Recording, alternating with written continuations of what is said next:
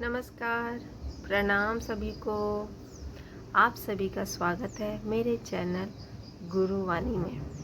आज का जो विषय है वो पुत्रदा एकादशी है, जो कि सावन 2026 में अगस्त 23 तारीख को पड़ रही है ना। रविवार का दिन है। चलिए इसके बारे में हम जानकारी लेते हैं। हिंदू पंचांग के अनुसार एक साल में कुल 24 एकादशियाँ आती हैं और हर एक का अपना अलग अलग ही महत्व होता है। इसमें ये श्रावण मास की शुक्ल पक्ष में आने वाली एकादशी को पुत्रदा एकादशी कहा जाता है। इसे पवित्रता एकादशी के नाम से भी जाना जाता है। दिलचस्प बात यह है कि साल में 2 बार पुत्रदा एकादशी आती है, एक तो पौष माह में और एक श्रावण माह में।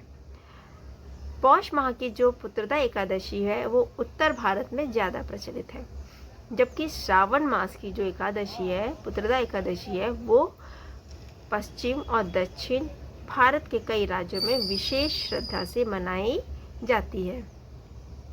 इस दिन भगवान विष्णु की विधिपूर्वक पूजा की जाती है।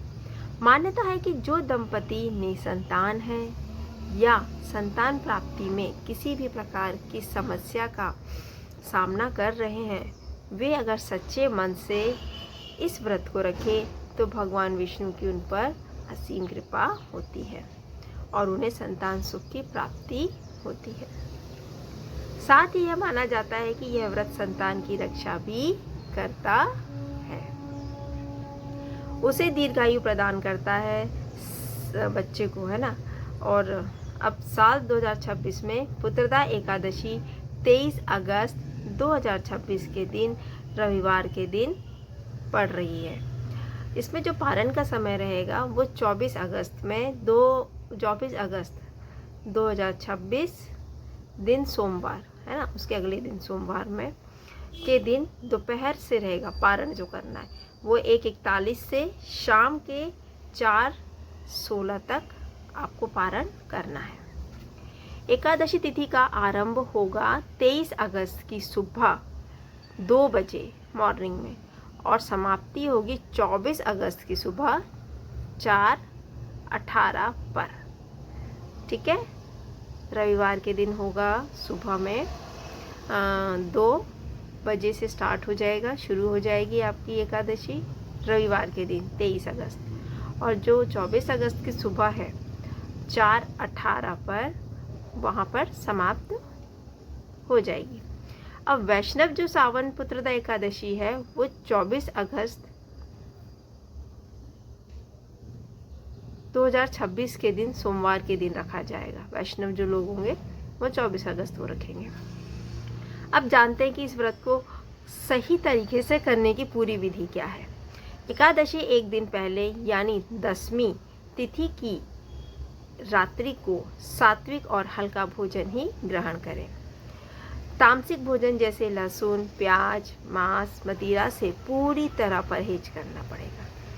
एकादशी के दिन सूर्योदय से पहले उठकर स्नान आदि से निवृत्त होकर स्वच्छ वस्त्र धारण करें।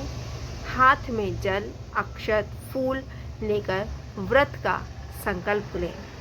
घर की पूजा स्थान को साफ करें और एक चौकी पर पीले रंग का वस्त्र बिछाकर भगवान विष्णु की प्रतिमा या चित्र की स्थापना करें और भगवान विष्णु को पंचामृत से स्नान कराएं। पीले वस्त्र, पीले फूल, तुलसी दल और पीले चंदन का प्रयोग करें। ध्यान रहे तुलसी दल एक दिन पहले ही आप तोड़ लें, क्योंकि एकादशी के दिन तुलसी पत्र तोड़ना वर्जित माना जाता है। धूप दीप जलाएं और भोग में उन्हें फल, खीर और तुलसी मिश्रित मिठाइयाँ अर्पित करें। उनको भोग में क्या क्या लगाना पड़ेगा? फल, खीर और तुलसी सब में डली हो, है ना। जिसमें भी आप भोग लगा रहे हो उसमें थोड़ा सा तुलसी के पत्ते तोड़ के डाल दीजिए और ओम नमो भगवते वासुदेवाय मंत्र का आपको जाप करना है। विष्णु सहस्त्र नाम या विष्णु चालीसा का भी पाठ अवश्य करें। अंत में पुत्रदा एकादशी व्रत की कथा को पढ़ें और सुने। इसके बिना व्रत जो है वो अधूरा माना जाता है। व्रत रखने वाले व्यक्ति को दिन भर अन्न नहीं ग्रहण करना चाहिए। जो निर्जला व्रत नहीं कर सकते हैं वो फलाहार ले सकते हैं। क्रोध, वाद विवाद और नकारात्मक विचारों से अपने को दूर रखें। संभव हो तो रात्रि जागरण करें और भगवान विष्णु का भजन कीर्तन करें, क्योंकि शास्त्रों में एकादशी की रात्रि जागरण का विशेष महत्व बताया गया है। द्वादशी तिथि के दिन सुबह स्नान करके फिर से भगवान विष्णु की पूजा करें। उसके बाद ब्राह्मणों या ज़रूरतमंद व्यक्तियों को भोजन और दान देकर बताए गए शुभ मुहूर्त में ही व्रत का पारण करना है। पारण का अर्थ है व्रत को विधि पूर्वक समाप्त करना। इसके कुछ ज़रूरी नियम हैं। पारण हमेशा द्वादशी तिथि में ही करना चाहिए, यानी दूसरे दिन ही करना चाहिए। त्रयोदशी लगने से पहले, पारण से पहले भगवान विष्णु को भोग अर्पित करें। उसके बाद ही स्वयं भोजन ग्रहण करें। सबसे पहले तुलसी दल या तुलसी जल ग्रहण करके व्रत को खोलें। मतलब आपको व्रत खोलने से पहले तुलसी दल को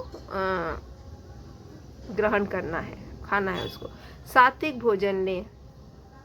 चावल का सेवन इस दिन शुभ माना जाता है, जबकि प्याज लहसुन क्या है इसमें वर्जित है।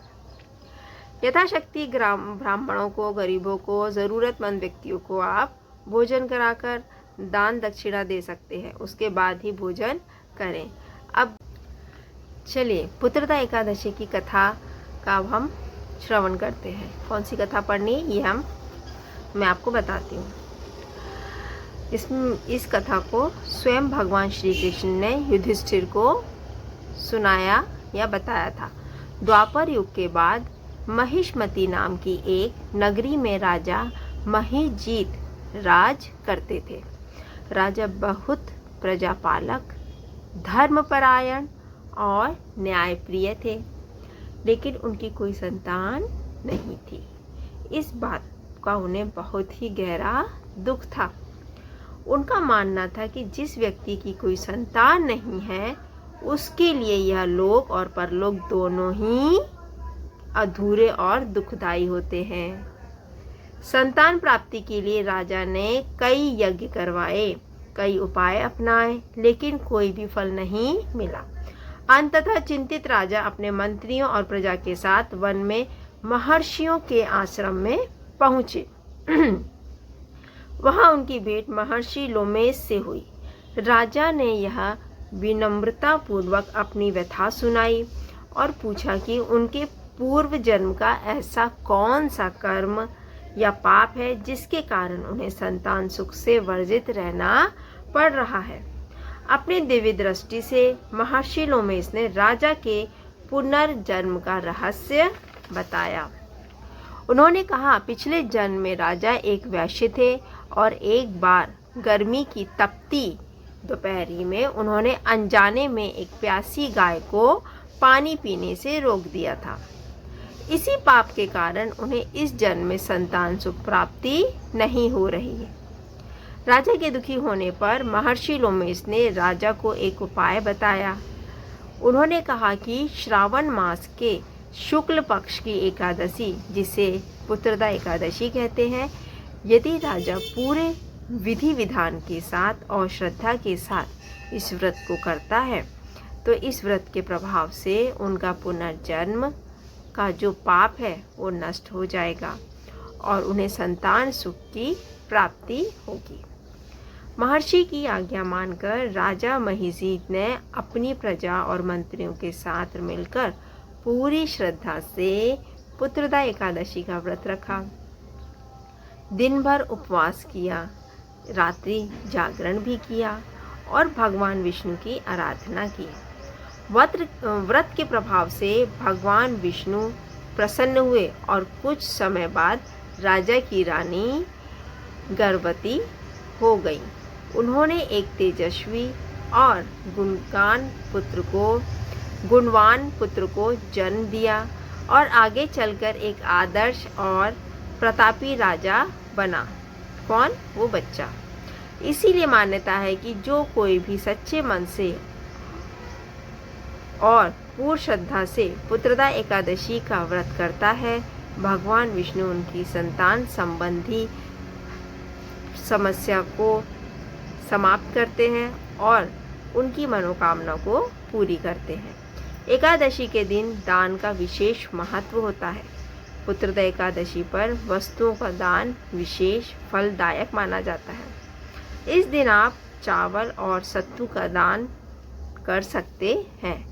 साथ ही इस दिन केला, यथाशक्ति दक्षिणा, छाता, जल से भरा हुआ पात्र आदि का भी दान कर सकते हैं। साथ ही इस दिन गाय को चारा खिलाना और उनकी सेवा करना अक्षय पुण्यदायी माना जाता है। मान्यता है कि जो व्यक्ति अपने सामर्थ्य के अनुसार ज़रूरतमंदों को यह दान करता है, उसे अक्षय पुण्य की प्राप्ति होती है। धन्यवाद। मेरे वीडियो में अंत तक बने रहने के लिए आप सभी को बहुत बहुत धन्यवाद है। मेरे चैनल को सब्सक्राइब करिए, शेयर करिए। धन्यवाद।